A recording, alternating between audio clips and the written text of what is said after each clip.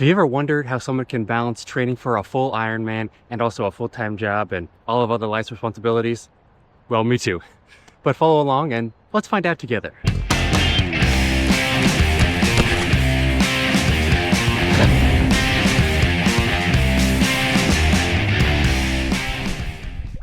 Hi, my name's Steven. I'm a marathoner and triathlete. I completed my first ever Ironman 70.3 last summer. And yes, I'm one of those crazy people that decided that they would train for a full Ironman. And like I said, I do have a full-time job with a meeting starting at 8 a.m. this morning, so kind of need to pick up the pace. Well, how does one balance all of this, you might wonder?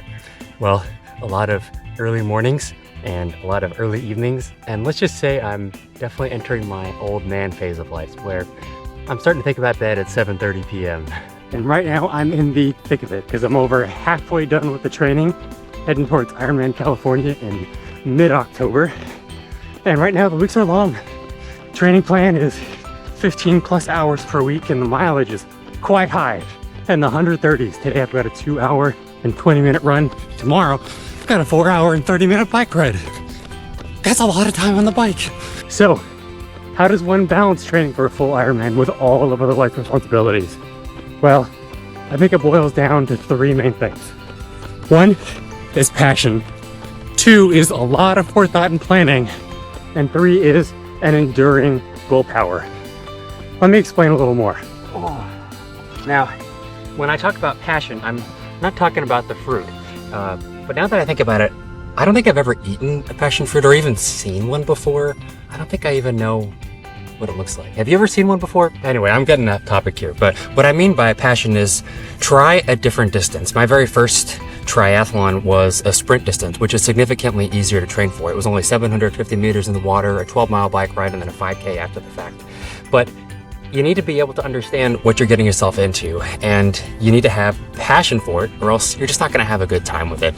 And not to say that you can't complete a full Ironman if you've never done a different distance before, but I would say that you need to really love it, because if you don't have passion for it, then it's going to be really tough when the weeks get long and challenging, because you might start questioning why you're doing it. Hey, now forethought and planning.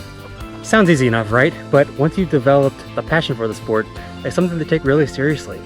Because you have to think about all of your responsibilities, whether it be kids or your job or just general housework or even going to the store.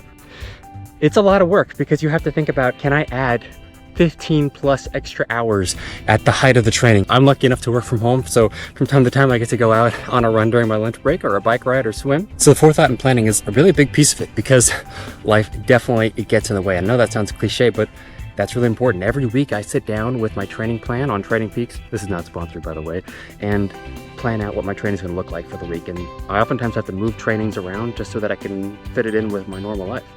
The last piece of the puzzle is that enduring willpower. And to explain this, let me give you a quick story.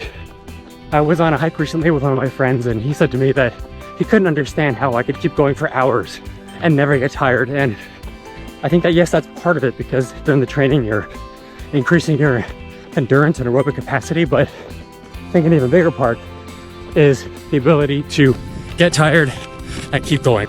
Something that I learned recently that kind of blew my mind was that you almost never actually run out of energy completely in your muscles. It's your mind that stops you before that happens, because it's trying to protect itself, protect your body. And that's, I think, a really important thing that endurance athletes have to do, is that when you get tired, you have to find a way to keep going. So when you combine that passion with forethought and planning and also enduring willpower, you're much more likely to be successful, not only in the training, but on race day itself, and not just get through it, but enjoy the experience. Now, have any of you ever tried talking while out on a run? Well, it's not easy. So if you like this kind of content and you appreciate me trying to talk through all of the huffing and puffing, please consider subscribing and following along my journey as I train for Ironman California. But thanks so much for joining as always. I'll catch you in the next one. Oh man, I got my butt so wet here. Oh my God. That was really exciting.